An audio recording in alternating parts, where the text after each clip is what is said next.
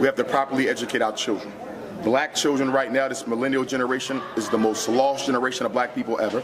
And the only way we're going to save them is if we create a revolutionary African pedagogy along with a revolutionary African curriculum.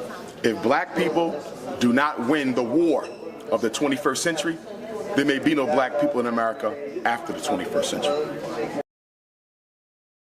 Why do you feel so many black folk get very upset when they hear another black person say that black people should be married to black people? What do you think that's about, you being a psychologist? I would say the first reason is due to the fact that we are in love with integration. Black people have been in a 152-year-old struggle to get accepted by their oppressor. So we want to be accepted by white folk. And we see interracial marriage as one of the most effective means of bringing about that amalgamation. So that's number one. Number two, with the presidency of Barack Obama, we have been drafted into an illusion of inclusion mindset that basically says America is post-racial and colorblind, despite all the evidence to the contrary.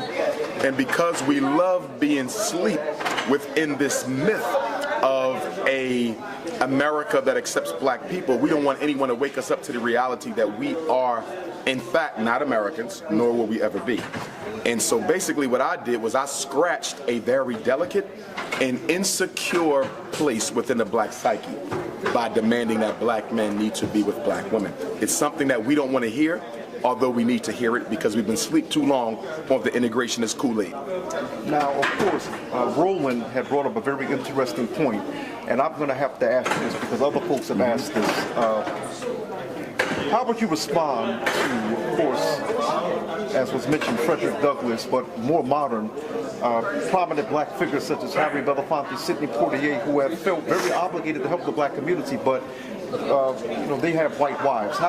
What is your thoughts on that? When someone would say, well, how do you respond to them? Because well, as I told Roland, I didn't say I couldn't respect them, but I said I would have a difficult time respecting them, meaning I would need to hear each brother's argument. But to be honest with you, even in the end, I think it would be still difficult for me to respect a black man who settles down with a black woman but claims to be committed to our struggle. It's an oxymoron. You can't be for Team A and be married to Team B. It just doesn't make sense. When you marry a white woman, you invest in her, you commit to her, but not only her, you commit to her community, her family, and her legacy.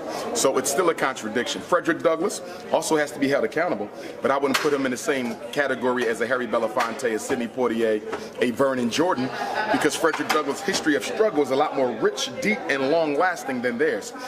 Frederick Douglass married that white woman. He was an old man. His first wife, Queen Mother Annie Murray Douglass, a blue, black, purple, chocolate, nappy-headed woman from whom all of Frederick Douglass's 5 children were born. It wasn't until after she died, while he was an old man, that he married a white woman, which is something people don't discuss. But he must still be criticized on those grounds. Here's the situation. 3 things we got to do if we're going to survive this century. Number 1, we got to have an economic revolution. A total revolution where we divest of all non-African institutions, corporations, businesses, and systems and invest in ourselves. It can't be a boycott. A boycott says, I'm going to stop shopping until you treat me better. We don't need that. We need a divestment. All the money stays with us. That's number 1. Economic revolution. Number 2, you got to have a psychological revolution. Black people have to be sold back to themselves, as Marcus Garvey said. We have to reawaken the sleeping consciousness of African people towards a commitment to themselves. We're committed to everything but ourselves. Homosexuality, multiculturalism, women's rights, feminism, this, that, that. Where's the black agenda? Where's the black imperative? Where's the black mandate? That's what we need to do. And number 3, we have to properly educate our children. Black children right now, this millennial generation, is the most lost generation of black people ever. And the only way we're going to save them is if we create a revolutionary African pedagogy along with a revolutionary African curriculum. If black people do not win the war of the 21st century, there may be no black people in America after the 21st century. Black people need to start asking the elected representatives the right questions, because we're not asking.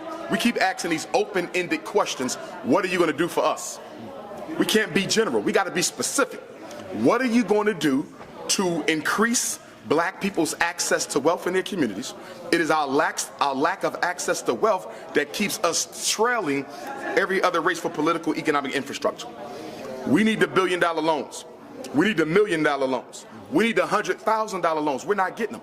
Chinese are, Arabs are, East Indians are, Latinos are, Mexicans are, Jews are. We're not. So how is the black candidate going to help black people access wealth in large quantity? Number two, what are you going to do to reduce, control, and eliminate the white take-back of the black community? The gentrification is in full swing. We're dealing with an ethnic cleansing of black people from the inner cities of America. What are our black elected officials going to do about stopping the white land grab in the black ghetto? That's number two. Number three, what are you going to do systematically to reduce the high prison rate of African American men and women? Okay? What are you going to do to stop our brothers and sisters from having to commit crime so they go to jail in the first place? What are you going to do about the unfair sentencing disparities on the state level as well as on the federal level? And then also for our children, what are you going to do to promote community control of the public schools, blame black male teachers, black male principals, and do something about the dismally high rates of special ed, ADHD, and black male exposure? If I don't get positive answers to those questions, I will not be casting a vote for anybody. I want to know why black people in this generation, the 21st century Negro, that's what we talk about, from the year 2000 to 2023, the 21st century Negro, what did we do so great that makes us feel we have a right to be the stewards of the compensation package that's going to be given out for our ancestors? What did we do that makes us so responsible that of all the 20 generations of black people who lived in this country since 1619, we should be the ones to oversee the reparations process? I would argue that we have no right at all to be arguing that we should be the ones to distribute that package or to debate that package, because we've done nothing to show that we will be responsible for it.